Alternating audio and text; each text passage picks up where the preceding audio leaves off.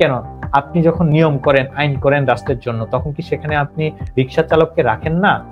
রিক্সা চালকের জন্য তো আপনার বাজেটের আলোচনাটা হয়, কারণ সেও এই দেশের একজন নাগরিক।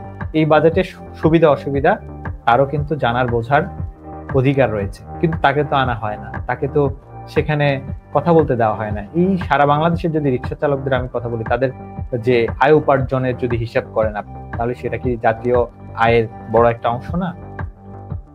সার্ভিস সেক্টর থেকে যদি আপনি বাজেট করতে পারেন, তাহলে এই যে রিক্সার ড্রাইভার যারা রয়েছে, পরিচ্ছন্নতা কর্মী যারা রয়েছে, যারা ট্রাফিক সিগন্যালে কাজ করেন, আপনি তাদের মতামত নিবেন না? তাদের ডিরেকশন নিবেন না? তাদের অপিনিয়ন নিয়ে আপনি আপনার রাষ্ট্র সংস্কারে কাজ করবেন না?